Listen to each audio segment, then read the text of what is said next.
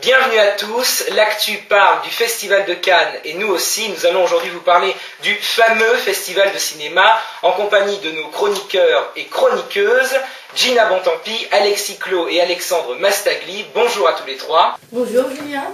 Bonjour. Bonjour Gina, bonjour Alexandre, bonjour Julien et bonjour à tous. Et on commence pour ce numéro spécial Cannes avec les nominations qu'on attendait tous, bien sûr, mais également les films hors compétition et les prix spéciaux. On va voir tout cela avec Gina Bontempi et les commentaires d'Alexandre Mastagli. Allons-y. Oui Julien, nous allons commencer avec les films officiels qui sont Piel que habito, La peau que j'habite, de Pedro Almodóvar, avec le rôle principal Antonio Banderas, et Elena Anoia. Un film espagnol. C'est une nouvelle réalisation et c'est un projet préparé depuis longtemps. En effet, Pedro Almodóvar, qui est un réalisateur assez illustre dans l'histoire du cinéma contemporain d'aujourd'hui, et c'est un film qui est très intéressant et qui, des images que j'en ai vues, est un film plutôt assez beau. Voilà. Il y a aussi le film Police de Maïwenn, qui va bouleverser Cannes d'après des échos. Il est fait avec Karine Viard, Marina Foy, Emmanuel Berco et même Maïwenn. Il parle d'un mélange, en fait ça parle d'une femme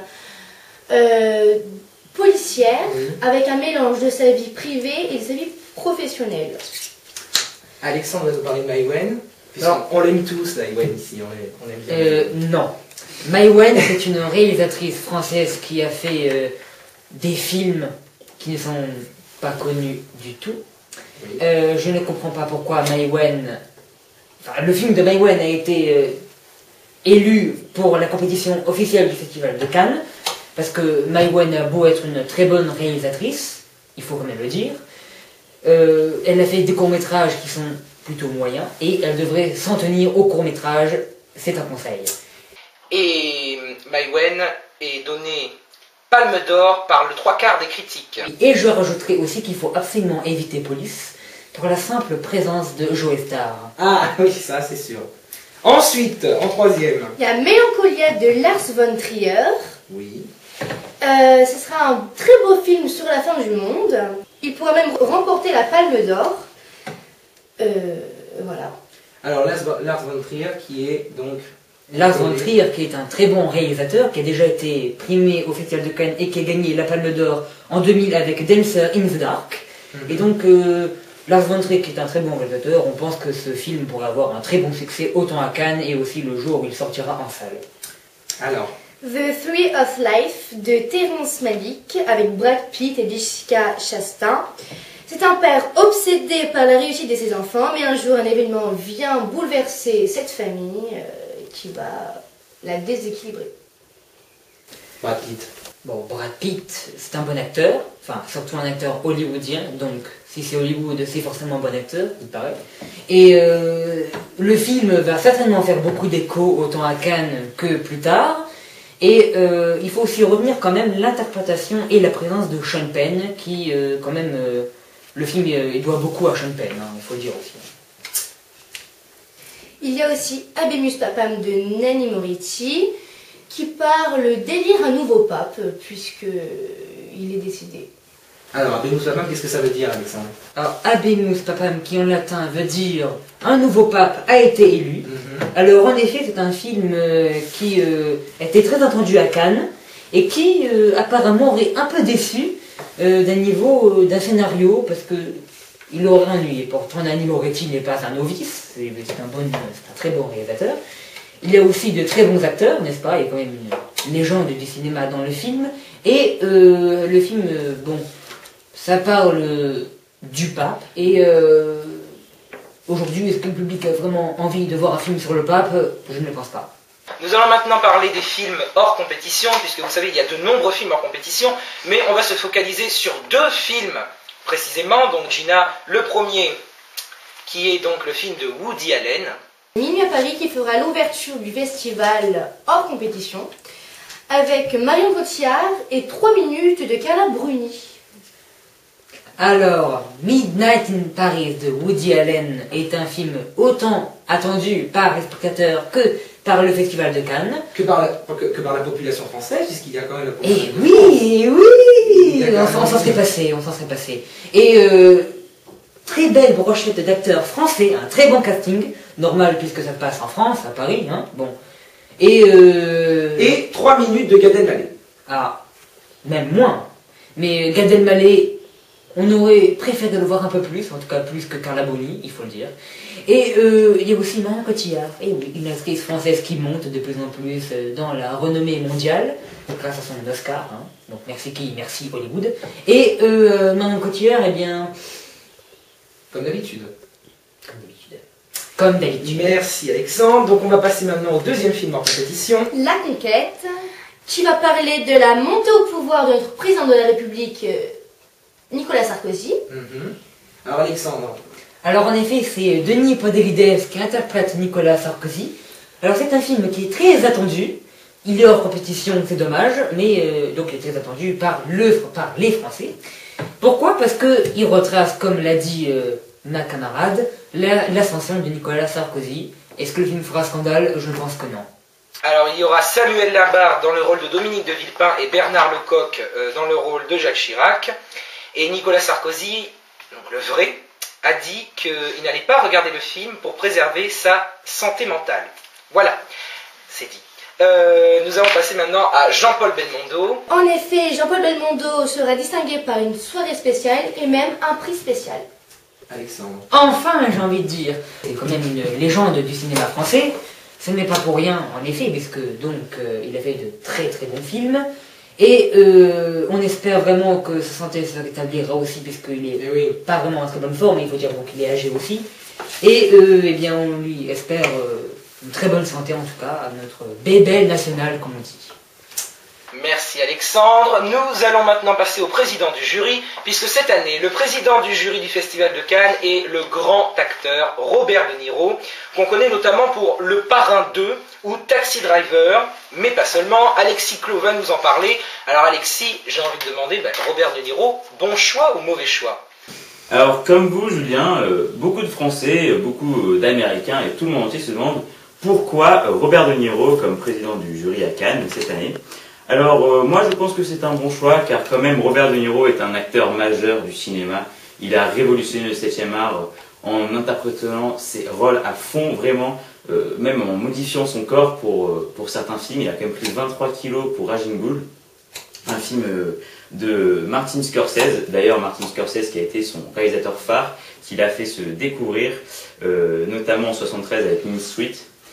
Mais pas que, avec Taxi Driver, comme vous dites, et cette fameuse phrase « You talking to me », la phrase qu'il répète seul devant son miroir, qui a vraiment fait la réputation et l'image de Robert De Niro, car cet acteur est quand même un acteur qui vocalement a son empreinte, qui peut tenir des monologues théâtrales, car lui est un acteur d'ailleurs qui a commencé au théâtre, à Broadway quand même, ça lui a fait une belle formation je pense.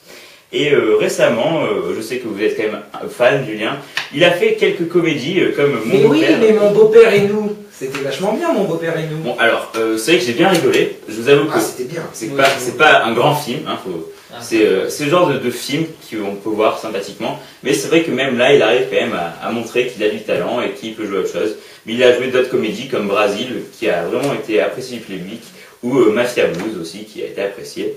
Et voilà, vraiment je pense que c'est un bon choix car il a quand même plus de 70 films à son actif, il connaît le cinéma, il connaît les grands, il a tourné avec Sergio Leone dans Il était une fois en Amérique, et pour moi un des meilleurs films de Sergio Leone. Vraiment il a une culture cinématographique grâce à sa carrière hallucinante, il en ferait rager plus d'un et vraiment il est exemplaire, c'est pour cela que je pense qu'il prendra son rôle à cœur et qu'il montrera à tout Cannes que ces Oscars qu'il a gagnés dans sa carrière sont mérités. Alors Alexis va maintenant nous parler de ce qui est en marge de ce festival. En marge de ce festival, en restant dans le cinéma, on peut parler bien sûr de l'année Kubrick. Alors oui, comme vous l'avez bien dit, Julien, cette année c'est l'année Kubrick. Pour plusieurs raisons, pour l'année d'anniversaire de Kubrick, mais c'est aussi les 40 ans de Orange Mécanique, qui d'ailleurs sera restitué lors d'une rétrospective en HD avec Malcolm Donovel, l'acteur d'Orange Mécanique, donc à Cannes justement. Donc vraiment cette année c'est l'année Kubrick. Kubrick, revenons un peu sur ce grand réalisateur, cet immense visionnaire, il a tellement inspiré de gens, même encore maintenant, il continuera d'en inspirer. Avec ses films au début moins connus comme L'Ultime Razzia, Les Sentiers de la Gloire, mais quand même très très très bons.